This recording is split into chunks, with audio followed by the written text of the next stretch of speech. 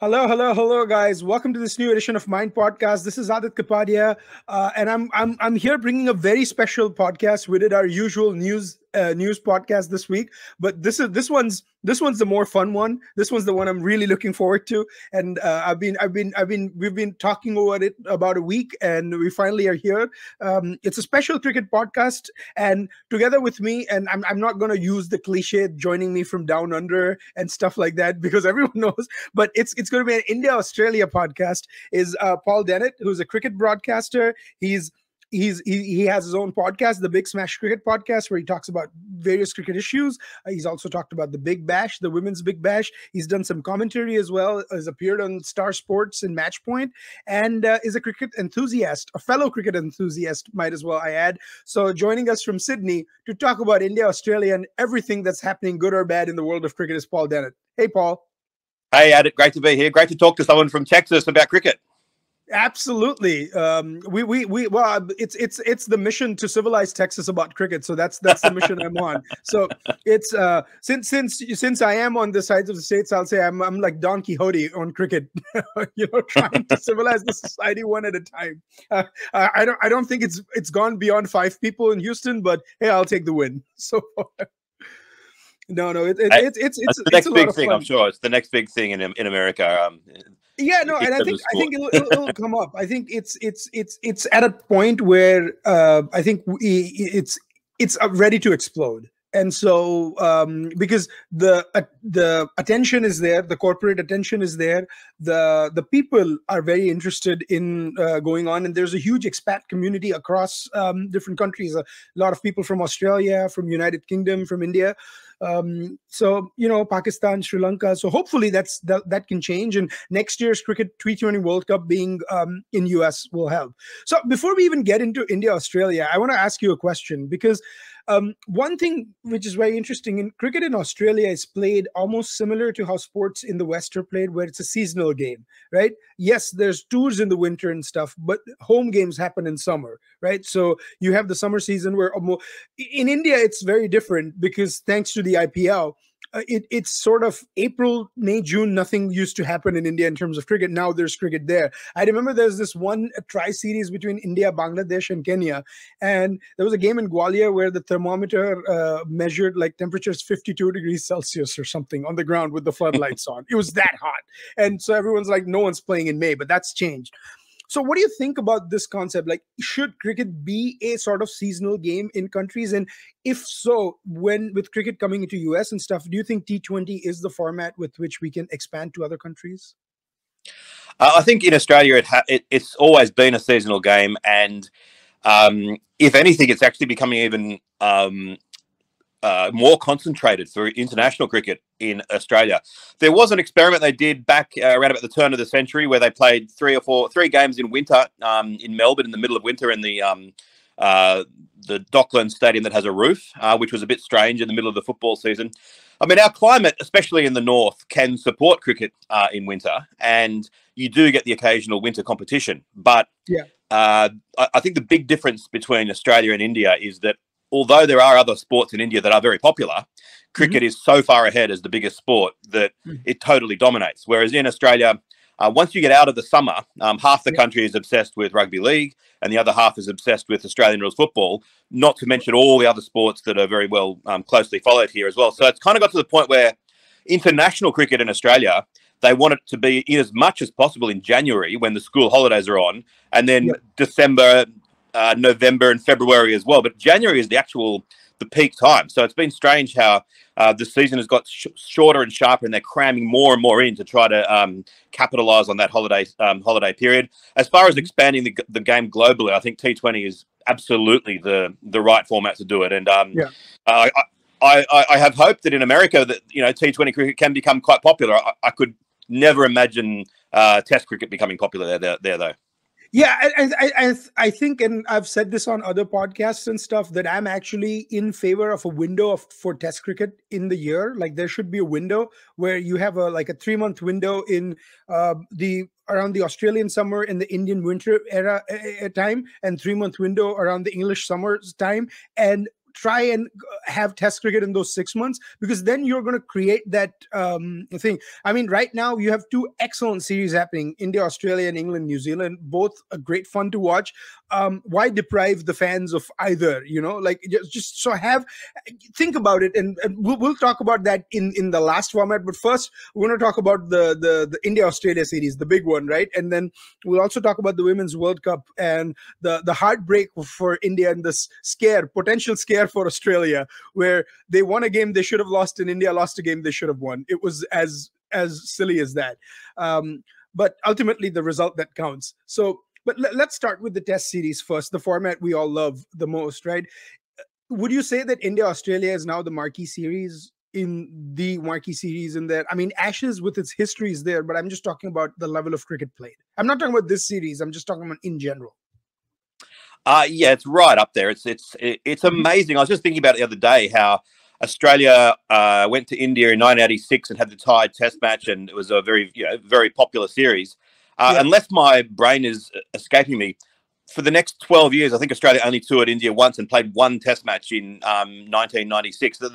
The rivalry that is now so big really only kicked off in 2001. I think before that, Australia didn't regard India as particularly good at cricket, and it was just kind of it was nothing. And then that amazing series in 2001, everyone suddenly realized, hang on, we've got something pretty special here. It's got a lot of spice to it. I think at its heart, it's an amicable rivalry, but there's certainly plenty of controversy. So it's got all the ingredients for a huge rivalry. And as much as I said before that cricket's not our number one game necessarily, it's still a major sport. Whereas in England, it's become a niche sport. So if India's going to look for a rival, obviously Pakistan is the rival. But if you're not going to play Test cricket against Pakistan, who's the next most likely rival? Well, you need a country that is able to compete with you and a country that's pretty fanatical about cricket. Australia fits the bill perfectly. So I think it's certainly grown more than any other series in recent years.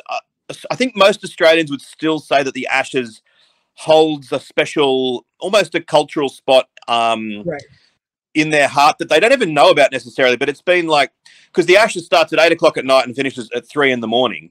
And from the 1930s on, when the radio broadcasts first began, it's kind of a thing of Australians staying up through the night and watching it. So it's got that history of, it's the wintertime, hot chocolate, listening to the dodgy radio set as the news comes through over the 20,000 kilometres away.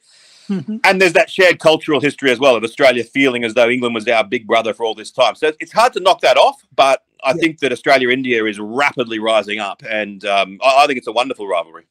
No, absolutely. And India-Pakistan, to be honest, in the last, even when we were playing test matches from the 2004 to the 2008 period, except for the 1999 series where the Anil Kumble took 10 wickets and, you had that brilliant Chennai test match where Sachin Tendulkar scored 136 battling cramps.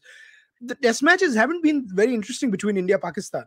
So even when we were playing Test cricket, I think India, Australia, and India, England certainly produced more exciting Test matches than Pakistan. And if you look at the stadiums in Pakistan, Australia was just there, played phenomenally well in Pakistan. I mean, the stadiums were empty. So it must have felt ironically like a home game for Australia, or almost like a away practice match where there were like 5,000 people, 10,000 people in the stadium. So I think also that's another issue with cricket coming back to Pakistan, that are they able to get the pitches and the crowds that can make contests? Because one thing the countries have to understand is if they don't go for result oriented games, Test cricket is going to die.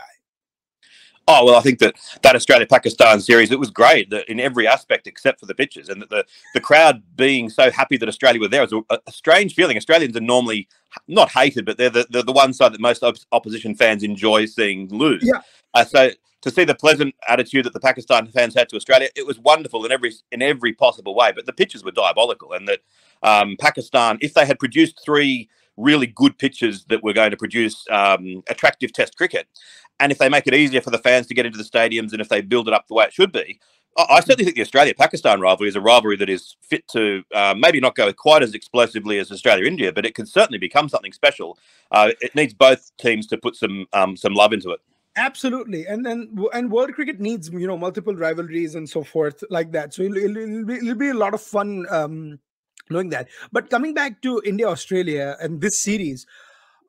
I honestly expected Australia to compete like a lot more than what they have. And it's not for the I would not blame the bowling at all, except for Pat Cummins bowled a couple of dodgy spells with the new ball where he should have actually, like, it's bizarre to think that I personally regard Cummins as a little bit of a better fast bowler than Shami and Siraj, just in terms of how he can swing the ball and at his pace. But it seems like Shami and Siraj have outbowled him in this series, maybe because he didn't have the support he wanted or something. But I think that's where Australia that's the only sort of mild weakness in Australian bowling. Otherwise, it was the batting that let the Aussies down this series. Yeah, but it's been very disappointing. And I think, though, that this Indian side probably isn't getting the credit it deserves, that the home record that it has built up, not to say that the away record isn't excellent as well, but especially their home record in recent years. I was reading something that they're probably the best home team ever. No other side has got a record like they do. So for Australia to expect to compete over there, they're up against it. And then without making excuses for the Australians, I think it was very poor that the Australian Cricket Australia wanted the Australians to play in the Big Bash before going over. In 2017, when Australia won the first test and then almost won the series, they had a much better preparation. Yeah. And then Australia have played very well in patches, but then ultimately have been blown away by India at certain points. And I just think it's a combination of India is very, very good. In order to try to beat them, Australia's done some things that are probably a little bit outside their comfort zone. Some have worked and some haven't. But, yeah, I mean, it's been very, very disappointing. But I think India are an amazing side, and especially Ashwin and Jadeja. They're just too good. Yeah, no, but I know, I agree completely. I mean, as an Indian fan, I mean, I love beating Australia whenever we get a chance, but I want to see the series where I'm biting my nails, like the last series. Like I was this close to chewing my fingers. It was that close, right? And because, I mean, every ball, something was happening, right? And then India also had that one terrible third innings in the last series where we were bowled out for 36. So I thought that in the first test match, when Australia had that bad third innings, I was like, all right, sure, they're touring away, like the ball was turning square, Nagpur was a wicket more, and then Delhi happened, and there was essentially Australia won the test match for the first 1.5 days when they were 264. I thought it was a 50 runs less than what they should have gotten, because the way they were playing in the morning with Khwaja and Marlash Labuschagne playing, I thought they could have gotten 350 quite easily, or 320. But then for them to have India at 130 or 140 for 7, what was it, 160 for 7, and then for Ashwin let Ashwin and Jadeja score the way they did, like I expected Pat Cummins to come and bowl a barrage of bouncers with the spinners on one side, do like short, try some short pitch stuff, try something different. Yeah, I mean, he possibly could have, but I still think that ultimately the tail is a significant problem that Australia has compared to India. That if you've got Jadeja, not that he's part of the tail, but Ashwin and Patel, compared to, at the moment, even though Pat Cummins did get some runs in the first innings in Delhi, Australia has the batting is falling off a cliff after number 7. That Pat Cummins 8, and then the 3 spinners 9, 10, and 11. I just think that's a real problem, and I understand why they went into it, because they thought they needed those extra spinners. But in an ideal world, Australia would have had Ashton Agar in the side, or Glenn Maxwell in the side, and that they could get some spin bowling out of a quality spin bowling out of players who could bat as well. Now, Maxwell was injured, and Agar apparently hasn't been bowling well on the tour, so they made the decision to go with the specialist bowlers. But the risk for that is, in a long test match where sometimes there are periods where it seems like the air goes out of the ball, where India has a fantastic tail, even Shami is getting runs, then that's bound to happen from time to time. So, I think Australia let India off the hook. I think that the fielding positions were too defensive. Australia's got into their head this notion of, in 2004, we won by being humble, and that included putting the field back and stopping the boundaries. And I think that I don't like that, especially when the batters haven't yet proven it. When Jadeja and Patel, was it was Ashwin and Patel, wasn't it? When they got going, Australia put the field back straight away. So I think they needed to bring it in and make them earn those. I felt bad for Nathan Lyon, because he had bowled beautifully in Delhi. I mean, the way he was turning the ball, and it was the classic off-spinning dismissals, right? You had speed, the deception, and for Indians, Ashwin's been beautiful, but he almost had that Harbhajan style look, where he had the loop and because Harbhajan would beat the batsman in the air. the classical off spinners. Ashwin's he's more of like a methodical like Kumble, where he'll bowl wicket to wicket and get it. But I have to share this, and I'm going to seek your apology, Paul, but it is Sydney Water that tweeted out this picture, which I cracked up laughing. So I want to share this. But basically, this was the picture that they tipped. It says, water-wise tip number 64, use a broom or rake to sweep the driveways and pathways rather than your hose, or hire an Australian cricketer. And I thought this was very funny. This is a very vintage Australian humor at display. So I was laughing at this, and I don't know if you saw this or not, but this sort of simplifies the third innings.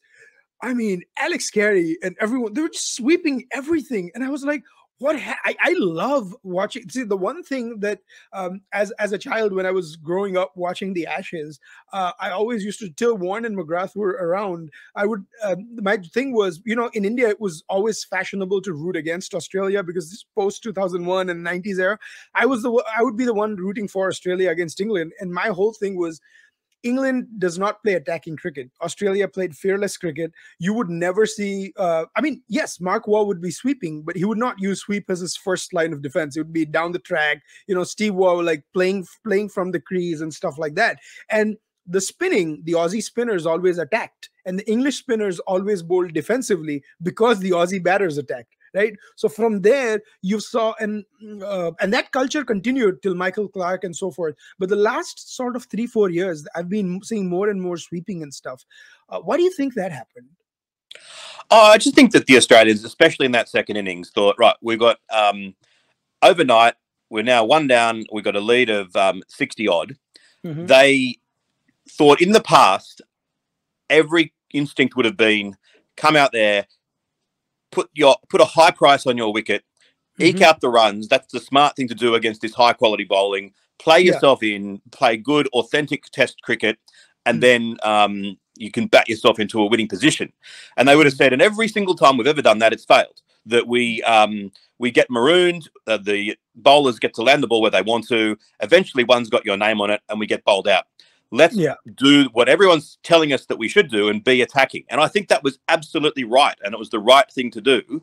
But it just doesn't always work. And when you've got two of the best spinners ever bowling on a pitch that was conducive to spin against players who have not grown up doing it, and I don't think Australia has put enough investment into getting these players better at playing spin. I think it's we should have said after 2017, between now and the next time we go over there's got to be a massive focus on getting these players ready for handling Indian conditions next time. And to a large extent, that hasn't been done. And so I think they had the right strategy, maybe not sweeping so much. I think that the aggression was the right strategy, but they just didn't have the skills to do it, and India were just too good. And I think Travis Head almost figured it out, where he made Ashwin look very ordinary at the last stage of day 2, when he absolutely went after Ashwin, right? Where he scored that 40 odd in the third innings. What's interesting in what you say is true, that it's getting into the head about whether you play the spin the way, like, are you playing it from the hand, or are you playing it off the pitch? And a lot of players have said that you play it from the hand, right? But of course, with the pitch doing its own sort of tricks, I don't think the Delhi pitch was as conducive to turning as the Nagpur one was. But what's interesting is, in my opinion, this is probably one of the weakest Indian top order in terms of performance that India has seen in a long time. So India is actually performing better because of 3 players who are clicking in every department: Ashwin, Jadeja, and Patel. It's like they seem to be doing the batting, they seem to be doing the bowling, and they might be doing a fielding as well. And the joke amongst Indian chatterati is, India is playing with 10 men because KL Rahul is a wicket. We might as well gift wrap it and give it to Australia. Well, it's interesting. I've said a couple of times, it would be very interesting to watch the Indian batters having to face Jadeja and Patel in these conditions. And I think they would do better than the Australians have done, but maybe not so much better. And I just think that that's what it comes down to. When you've got 2 bowlers who average around about 20 in Indian conditions, then you're talking about the great era of Warne and McGrath. Even they weren't averaging that level between them. I mean, McGrath was pretty close to it, but it's a big ask to handle those sorts of bowlers. And I think maybe they were sweeping too much, but the idea of being aggressive, that's what Travis Head did on that second afternoon. He was being absolutely worked. It's kind of a high stakes game. In another world, if one of those players, if Smith had not missed that ball and hit it for 4, Australia might have got a bit of a partnership on, might have managed to get an aggressive extra 50 or 60. And then, as it was only a 6-wicket win. It might have actually ended up being a thriller. So I honestly think if Australia had anywhere close to 275, my bets on India would be probably a 55-45 towards Australia, because the way Lyon was spinning the ball and the way even Todd Murphy, he's been a revelation. I think he's been extraordinary for like I thought when he got 8 wickets in Nagpur, I hope they don't give him the Jason Kreja curse where poor guy got 8 wickets in on the same stadium. He gets 8 for 204 and then completely got forgotten in the next few years. So because I mean obviously Nathan Lyon was knocking on the door. But one thing I've always seen in Australian cricket is there's always been room for an attacking spinner. I don't think I have ever grown up in a time where Australia has not had a spinner who does not look to take wickets, right? Like England only just started to realize that Jack Leach can actually take wickets. Otherwise, I think it was Ian Chappell or someone who said that England's mindset is the spinner is only good to hold up one hand and not like really go for wickets, and that's what cost them the Ashes to some extent. Well, the interesting thing has been that I think that Shane Warne, when he came along, there was a strong feeling of spinners were going out of the game, not in the subcontinent, but in Australia. There was times when what's the point of playing a spinner? The West Indies don't, and often Australia was playing, Greg Matthews or somebody who was bowling reasonably, but he was in the side half the time for his batting. And it was just like, well, the horrible truth is spinners just aren't as effective as fast bowlers. It's romantic to have a spinner, but really there's no need. And then Warne came along and blew that thinking away because he was just so good.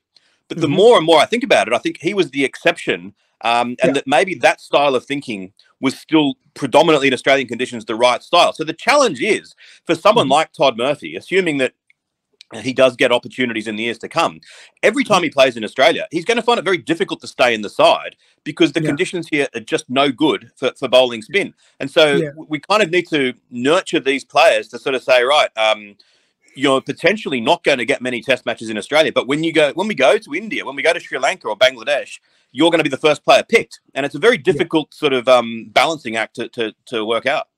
Yeah, especially because if they're playing in the Sheffield Shield, and the Shield, some of the games happen in November, where the ball is supposed to be like seaming a lot more, swinging a lot more. And at that time, Scott Boland is probably likely to get the game over Todd Murphy in Australian conditions. So that's, the challenge you need to do. But looking ahead in the next 2 test matches, what would you like to, I'll tell you from an Indian perspective, just to see a close match, I hope a little hard on Matt Renshaw, but I hope Travis Head plays every single test match. You cannot drop Travis Head. I think that's the plan. I think that the plan is that they will go into it with hopefully Green will be fit to play. So Green would kind of replace Renshaw. That would a lineup of roughly along the lines of Head and Kawaja, Labuschagne and Smith, and then Hanscom, Green, Carey. I think Stark will come into the side. Lyon and Murphy will be in there, and then it'll be a question of whether they stick with Kuhnemann or they go back and pick someone like maybe Boland and have an extra have an extra seam up option. I think that's where it's probably shaping. I think that's a decent side. I still have concerns. I sometimes think that one of the things that we don't try often enough is to say, if we're going to be in India where because there's predominantly spin bowlers bowling and they can bowl a lot longer spells, there is an argument for actually saying we should actually stack the side with batting a little bit more because you can get away with fewer bowlers. And I agree. And you have Labuschagne who can bowl. No. I was going to add to your point that Labuschagne can bowl leg spin, Travis Head can bowl off spin, so you can actually budget 10 overs a day from them. Yes, and it sounds like an ultra defensive option. And I thought Kuhnemann bowled serviceably in that second test. He was okay, but you could make an argument to say rather than dropping Kuhnemann and picking another bowler, you could actually bring another batter into the side. The problem is with of the squad over there, you wouldn't want Renshaw in there. You know, that's where it's a pity that Maxwell was injured, because I think he actually would have got an opportunity, and I think that he would have been the right player picked. But it goes back to my other point that that there needed to have been in the years leading up to this more work done of Australians playing on bespoke Indian style pitches, so they could say, right, we're not going to pick Renshaw because he hasn't, you know, he did okay in 2017, but he hasn't shown on these pitches since. Here is the hit list we've got for when we go to India. When they play in Australia, maybe they don't play as much, but we've got this side lined up, and I think that's what we've got to learn from for the next time. Finally.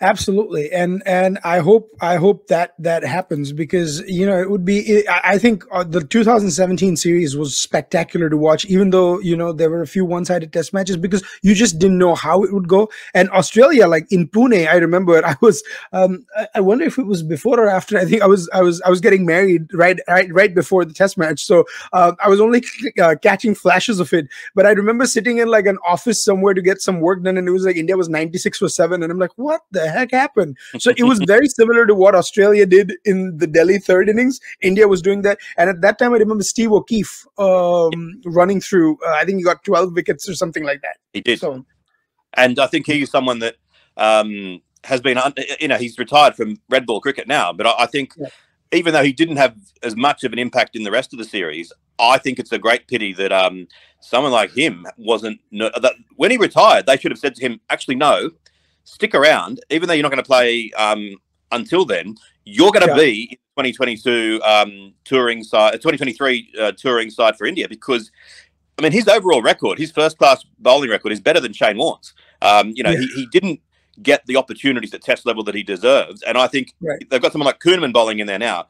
Even Steve O'Keefe at his age now would still be a far better option than him, and I think that was a mistake that they didn't nurture him. Absolutely.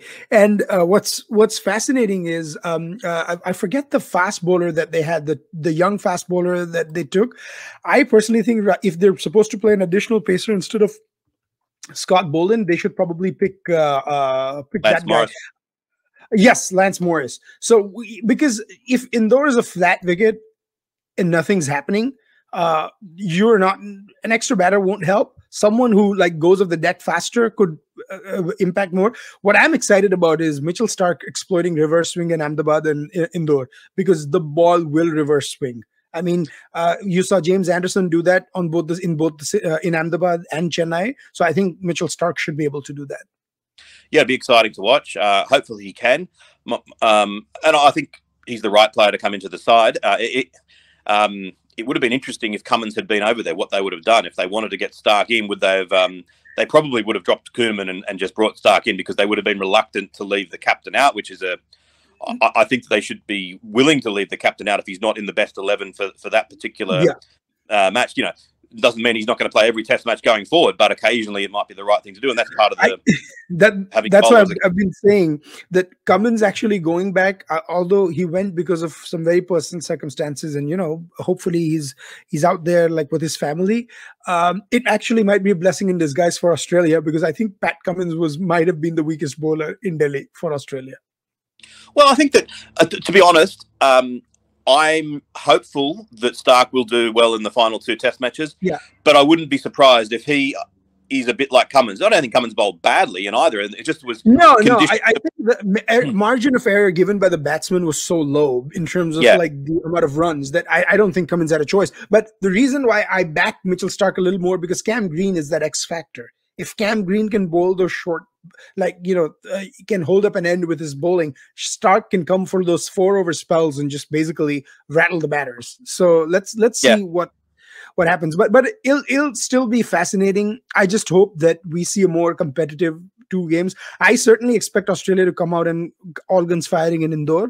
In Ahmedabad, the wicket slightly favors to India, but I guarantee you're not going to see the dust bowl that you saw against England. I think it's going to be more of the second test match against England. I will say that the one thing, and it's kind of reflected in that Sydney Water tweet that you showed, that the one good thing about Australia being thrashed so badly in the way that they did in that second test is it has really got people talking here. That one of the challenges of playing India in terms of getting people in Australia to care is that it's not on free-to-air television. It's always on pay TV. And right now, the rugby league season and the Australian rules season are about to start. And I'm sure you experience this in America, that when the NFL season's about to start, people want to talk about nothing else. They're so excited because it's been so long since the end of the old season. So over here, March is often, or February, March, often the worst time for cricket in Australia because of that huge groundswell of interest in the two big codes. The cricket has maintained its #1 position because everyone is so angry about it. And so it's at least, you know, you're getting everyone saying, what's going on? And that's, I would much rather Australia have won, and so they wouldn't be saying that. But at least it's got people talking about it, and I think that's great for the rivalry. And I hope one day that in an Australian away tour of India, they actually get it on free-to-air television, which is still a big deal over here. Yeah, but no, I agree, because last time the England tour of India was on Channel 4, and then England won the first test match, and it exploded. I mean, you had kids waking up at 4:30 in the morning with their fathers, and I am of the opinion that cricket should always be on free-to-air television. I think you should have IPL, Big Bash League, World Cups, maybe not World Cups, but IPL, Big Bash League can be on pay TV. I'm okay with that. They're private leagues. But Test cricket, if you want to save it, it should be free-to-air television and cheap tickets for people to go in. If people in England want to pay £150, great, that's great. But in India, people, when you put the tickets so expensive, crowds won't show up, and that's what's happening. And like, even so, when you see the stadiums, you see patches of stadiums empty because a lot of them are like corporate boxes and cricket club boxes, and they have the tickets and they just don't give it to people. I mean, I was like, if they're not coming, open it to the students after 1 o'clock every day. Let the students come just for the last session. I mean, that's the only way you're gonna, get excitement for cricket. So I think that the Ashes is a good model for how Test cricket could be. That for a start, it's in the calendar all the time. I love to say jokingly, if someone says to me, "Hey, Paul, I'm getting married in July 2027," I'd say, "Well, I'm not coming. I'm watching the Ashes." Like, I know already that it's locked in all those years in advance. I think Australia, India should start doing that. They should lock it in so that in 2 years' time on this date in this stadium they're playing. And I also think that there's been a lot of criticism of the Indian grounds infrastructure, and I think that the BCCI needs to look at that and make it a better day for the viewing public. Like, I saw the sign that you're not even allowed to bring food into the stadium, and I think that's crazy. That if you're forcing people to buy food in there, that's madness. That they've got to make it nicer and easier for the paying public. The change of scenery, because StreamYard decided to absolutely jack up with us, and we lost audio, video, everything in the middle of the recording. But we're back, and we're making this work. So it's excellent. So thank you, Paul, for staying on. But I promise you, it's nothing on our end. We'll blame the folks at StreamYard for that. All good, all good. So let's get from there to an excellent point in Australian cricket, a heartbreak for India with the India-Australia semi-final. In my opinion, it probably should have been the final. I think they were the two best teams in this tournament, but very happy for the South African women team. They finally made it to a final, and they're going to be at home, so hopefully it's well attended and well supported. What do you think? Like, I think for an Australian cricket fan, 38 runs of 30 balls and Harmanpreet Kaur going the way she was going, I mean, you really didn't give it, like, the Australian team much of a chance, do you? Like, at that point? I think I was watching it, and I thought India were strong favourites. I still gave Australia a chance, probably kind of like a 1 in 4 chance, I think, just because Harmanpreet Kaur, her dismissal was obviously going to, if that was to occur, then the game was going to change significantly. So it was rapidly being battered out of Australia's hands, but I still gave Australia a little bit of a chance. And I suppose they're such a great side that you kind of never feel that they're written off. I think that what it showed is that the Australians, we really should. I think that Australia's dominance over India is not going to last, because India in many ways outplayed Australia in this game. But the one difference, I think, is the professionalism of the Australians that has been caused by the fact that they have had a longer period of being paid at a really good standard. And as a result, the athleticism and the fitness and all the little things that Australia have, India don't have that yet. They will get them in the next 5 years. So some of the things, like I think that, I mean, I know Harmanpreet Kaur had an illness going into the game, so maybe she was impacted a little bit by that. But the fact that she was jogging a little bit because of exhaustion to get in, and then there was the unluckiness of the bat jamming in the pitch. Had she been, fitter and more athletic, and I'm not blaming her because I think she may well have been sick, but I think in Australia in that same position, because they have been professional for longer, have done more running, more everything, more this, more that. So they would have been surging in and not having that problem. The feeling that Elise Perry did on the boundary that is getting so many plaudits, I think most of the Australians would have done that. And I think that the Indian team in 5 years from now, most of the Indian players would do that as well. But it's just that Australia has got the jump on the rest of the world with about 5 or 6 years ago when they suddenly started paying the WBBL players a really substantial amount. And I was talking to some of them at the time that they gave up their jobs because they could now earn enough playing cricket. So rather than having to go work 9 to 5, they're spending their time practicing. And you can just see the proof is in the pudding.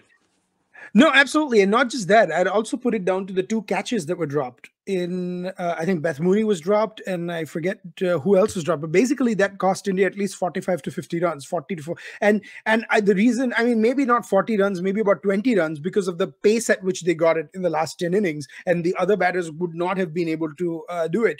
But I think, so dropping those basic catches, the fielding was there. The terrible last over where there were 2 leg side full tosses. Yeah. And then, and so that's why people were like, oh, was that a wide? Was that not a wide? Yeah, it could have been a wide. But the problem is the game was almost lost by that point of time because, yes, I mean, I would have liked it to, be a lot closer. But I think those things really stung India. But, kudos to Australia, the way they've dominated. I would argue the women's team have dominated more than the men's team did in terms of the number of years that they've dominated the game. No doubt. That's absolutely true. And I think that win does paper over a few problems. I think that it was strange for me that Talia McGrath didn't get to bat. I think in many ways she's one of Australia's most aggressive players. Meg Lanning in the end played a good innings, but it took a while to get going. So I think that they should learn from that and realise that when you've got a player as quality as Talia McGrath, she has to face plenty of balls. And for her not to even have got a bat was very disappointing. But on the catches, I remember way back, one of the first summers of cricket, I remember 1984-85, Australia up against the rampant West Indies, and the West Indies destroyed Australia. But the season after that was when Bob Simpson was appointed as coach, and he pointed out that Australia dropped something like 20 catches in that series, and the West Indies had dropped hardly any. And the only way that you're going to not drop those catches is to spend ridiculous numbers of hours catching, so that instead of dropping, 10 out of 100, you suddenly drop 3 out of 100, and that makes all the difference. And that's where I think the next evolution, now that this money is coming in with the women's IPL, that the Indian players are going to be absolutely full-time and professional in attitude in all ways. And as I said, as an Australian fan, I'm enjoying this dominance over India because I just don't think it's going to last. Yeah, no, absolutely, and it'll be a lot of fun watching the IPL as well. I mean, it's going to be 5 teams. My city gets a team, the Gujarat Giants. So I'm curious to see what the folks from Ahmedabad can do, and it'll be very interesting to see because it'll be there, and then the Gujarat Titans will kick off their second season with one very interesting omission from this Australian ticket thing was of Matthew Wade, because Matthew Wade has spent so much time in India with the IPL and stuff that I thought that it was more than Matt Renshaw. Probably Matthew Wade would have been an interesting choice. Like, I know it's a completely sideways pick just with his experience of playing in India. It's a good point. And I think that also inherent in your point is the sort of acceptance that not only did they not pick him, they didn't contemplate picking him. He wouldn't have been mentioned once in discussions. And I think that's a mistake. I think he should have been mentioned because I think that you're right. That, I mean, he has got an ability to play in Indian conditions. He's a big match player. Yeah. Whether it's white ball or red ball, he's handy in those conditions. And I think that shows that in some ways it's a pity that they've been so castigated for going out there and playing so aggressively in the second innings, and they got lost 9 for 52. So, of course, they're going to be criticised. But that's kind of the first time they've really realised we have to do things differently over here. So I think that picking players who aren't necessarily featuring normally is the sort of thing they do need to be willing to consider. The one good thing I'll say is the emergence of Peter Hanscom again, because I have for long believed that he's like a Steve Waugh type figure where he'll score the 80 of 200 balls and 5-6 players can play around him. That's exactly what he did in Delhi. And so if you can cultivate Peter Hanscom and give him a longer run, I think he has a great future. Potentially. He's a decent player. He's one of those players that has a record that you would say that's respectable. Whether he's someone who is a long-term player at test level, I'm not sure. Players can improve. But there's, again, it points to my way of thinking. Let's, for argument's sake, say that they realise that maybe he's not going to be a long-term test player. But if we'd had enough Australia A tours of India and enough focus on India and he was scoring the runs there, they might have been able to say, look, you're probably not going to feature so much in test matches in Australia or in England. But as soon as we're in India, you're one of the first players picked. And I think that's the level of flexibility that they need. If that's what ultimately, he may prove me wrong and he may end up being having a second coming at test level and doing really well. Yeah. With the Ashes coming up, and we'll go into the last 10-15 minutes of our discussion and start wrapping it up. One thing that was very fascinating. This is first of all, this is a great year for Test cricket lovers. England, New Zealand, India, Australia, the Ashes happening. What do you think are Australia's chances in England? How tough or how easy it'll be for them? I think that it's going to be a cracking test series. I'm looking forward to this Ashes even more than I normally look forward to the Ashes, which is saying something. And I think that Australia's confidence has been dented, I think, by what's happened in India. But I think that the preparation that they'll have is good. I mean, you wouldn't want to say that the World Test Championship final is preparation for the Ashes, but it will end up being a help. To get in, a high class game of Test cricket in England conditions, and I think that when you've got Smith and Labuschagne, high quality players, you're always going to be a decent chance.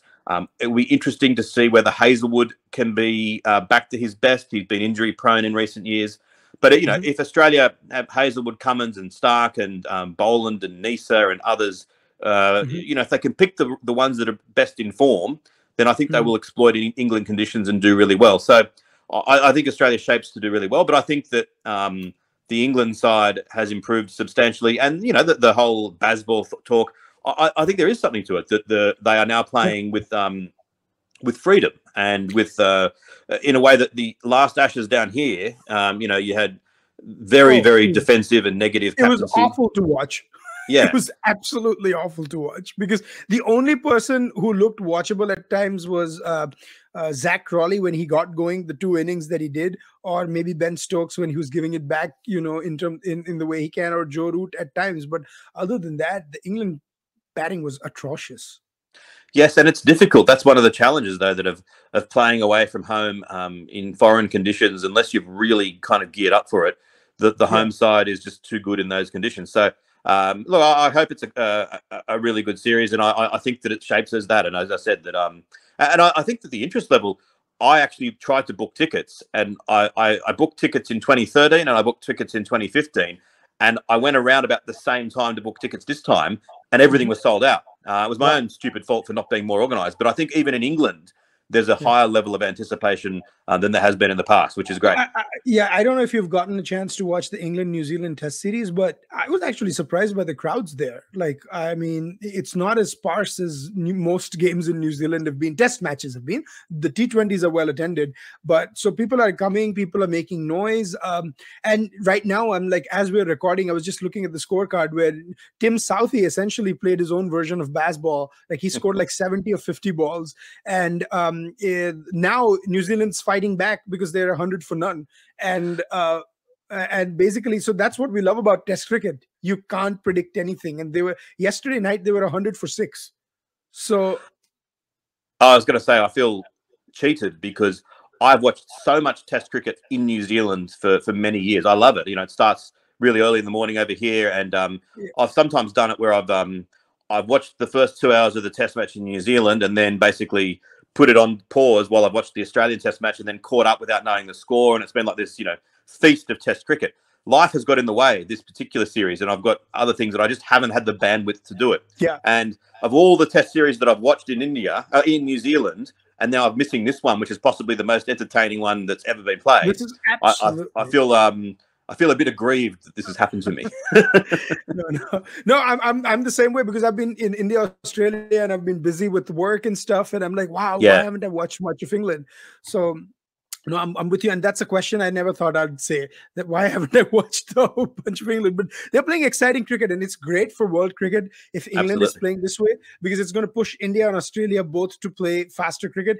And I think, who knows, India, Australia, the World Test Championship, this series might be a good thing for Australia, because they'll come back all guns blazing for the World Test Championship because of this. And more likely than not, we are going to see an India versus Australia in the World Test Championship, which, in my opinion, that's how it should have been last year anyways.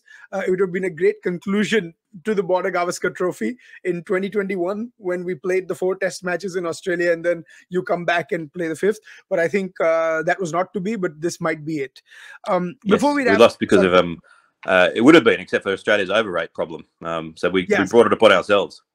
Yeah, overrate, and then the bizarre calculations that they had where things. But happy for New Zealand that they got to win a tournament, and it was hard luck for India that they didn't.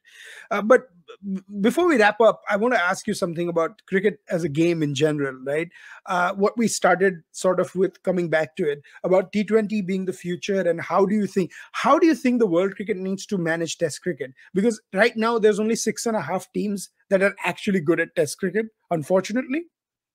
And the reason I say 6.5 teams is because 6 teams are good, and the others have their day, not have that day. My thing is, why is it a surprise or a shock that X team wins in another condition, because no one was expecting it to win and stuff, right? And we all love those stories. But I mean, the Mark Waugh got into a lot of trouble because he suggested that West Indies shouldn't play Test cricket or something like that when West Indies was trolling Australia. Correct me if I'm wrong. But the fact is, I do know where he's coming from. West Indies have just been very bad lately in Test cricket. Yeah, the thing that saddens me is that I think that if the appetite was there to help it, Test cricket has a very, very thriving future ahead of it that is not just Australia, India, and England.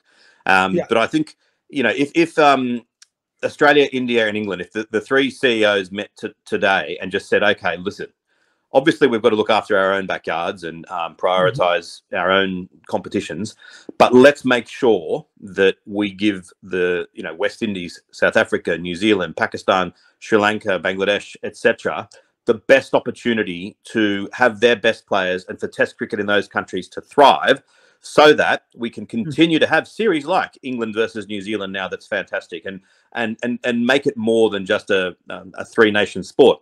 And I think that what you said is important. I think they do need to carve out windows for Test cricket. They do need to say, we've got to accept the fact that T20 is where the revenue is. T20 is great, and all the domestic leagues, that's wonderful. But I think personally, if it turned out that ultimately cricket became a sport that was largely driven by T20 domestic leagues, with the occasional Test match series involving Australia, India, and England, and then a little bit of the odd series involving other countries. But if that's all it was, with a few World Cups, it's a diminished game for me. That I think that it needs to have a thriving Test match version for it to maintain my interest, because I enjoy the IPL, I enjoy the Big Bash, but I never look forward to them as much as I'm looking forward to this 3rd Test match between Australia and India. I never look forward to them as much as I look forward to the Ashes. I don't get angry when I'm not watching them because work's got in the way, like I'm angry that I'm not watching the England-New Zealand Test series at the moment. So I think that there's a solution there. It just requires them to do it. I mean, for example, to criticise Australia at the moment, we had Trent Bolt playing in the Big Bash here, and we were delighted to have him. But it was kind of it's been at the expense of him being ever in the New Zealand Test setup longer term, because if you're playing for New Zealand, your annual contract is just not big enough. And you look across at the IPL, and you can earn more in one season of the IPL than you'll ever earn playing for New Zealand. You can earn better money in the Big Bash than you will playing for New Zealand. And that's where the board need to get together and say, we have to fund this. We have to find a way of saying, no, Trent Boult can play in the IPL, he can play in the Big Bash, but he's also going to play for New Zealand because we're going to make sure that he gets paid enough to do so. Absolutely. And IPL worked also because IPL is this one strange time where, except for the West Indies, no other country plays cricket really in April, May, and June. So that actually worked out in a window-wise, and the West Indies cricket sadly suffered because of that. Their home series suffered because no one would go home. Now, but the issue is, you're right, like cricket almost needs to be treated like a country's economy, where they subsidize the revenue making one, sort of subsidizes the one that is essential, because the loyalists, the people who like you and me, who were born and raised watching cricket, are always going to bat for Test cricket. And if they want us to be there at the stadiums and stuff, hopefully the excitement still remains. They better do that for Test cricket, and then you'll have the IPL and stuff, the additional viewer picking it up. But you can't just compromise with the core of the game, and the core of the game, in my opinion, is Test cricket.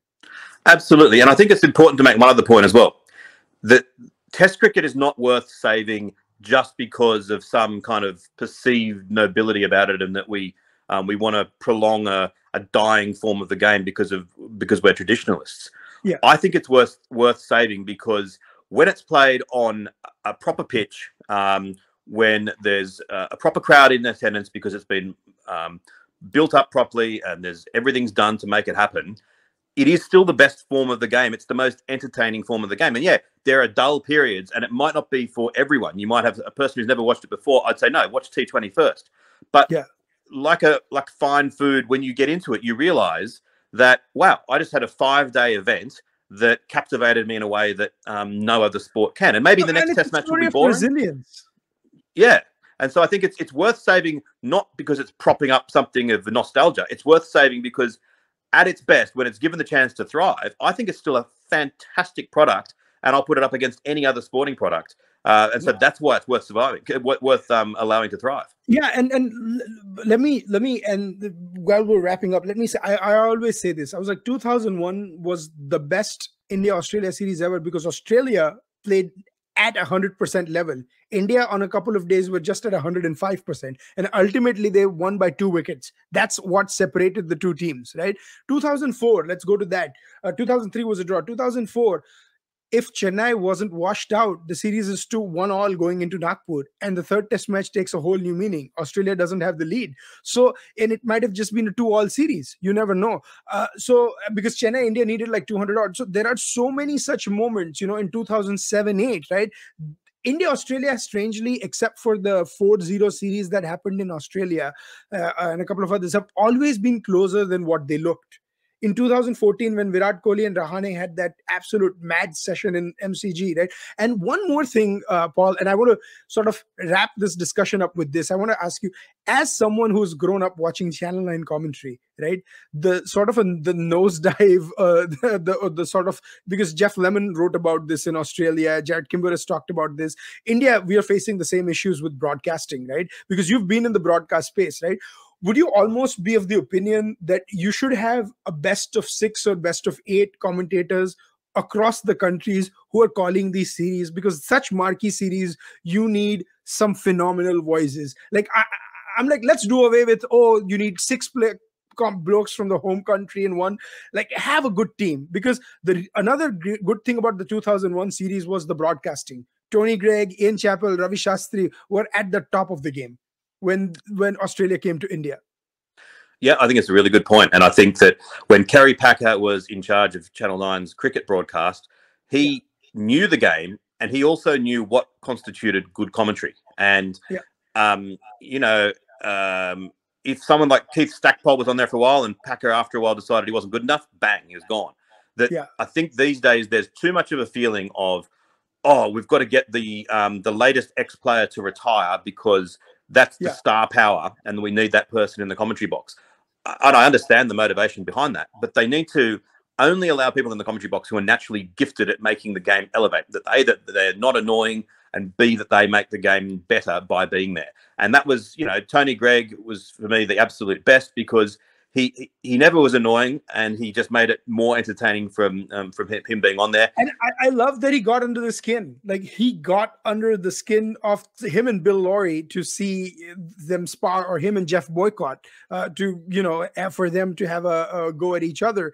And I mean, Jeffrey Boycott, that's why what we loved about him, he was on all. So I don't know if you know this or not, but when India would tour Australia, India would have its own broadcast, its own feed with ESPN Star. So where we would have Harsha Bhogle and Sunny Gavaskar and all, but we would also have Ian Chappell and Jeff Boycott, and Boycott would only commentate on the Indian channels, and he would give it back to the Indians, he would give it back to the Aussies. And there's this excellent clip from the 2005 Ashes where Glenn McGrath bowls Michael Vaughan, and he's like, oh, bowled him, and then he's like, no ball, bad luck, you Aussies, couldn't happen to a nicer people. And Michael Slater is fuming. Now, my point is, Jeffrey Boycott will make that joke, but then he'll also come back and analyze it and bash the English player for playing a bad shot or someone. So you have the Tony Gregg, Jeff Boycott sort of thing, but then you also have the silence and the eloquence of Richie Benaud, the astuteness of Ian Chappell. And then at that time, Channel 9 would also have an overseas commentator. So either Sunil Gavaskar would be on there and Harsha Bhogle would be on ABC Grandstand with Jim Maxwell and Kerry I forget. Kerry O'Keefe. Kerry O'Keefe, yeah.